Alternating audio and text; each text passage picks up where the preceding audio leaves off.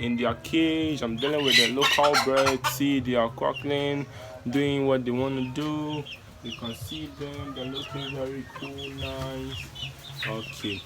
Okay, actually I started this project because the local birds were getting extinct in my house, so I decided to create a little space for them.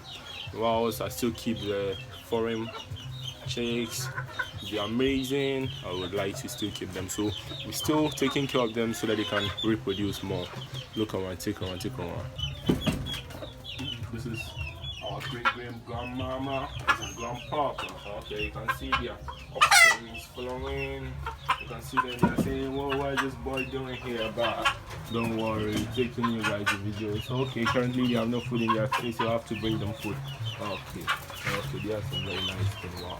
This is my local bird section. As you can see, they are birds. They are gold. These ones are the small ones. They were the ones I'm taking care of for this time.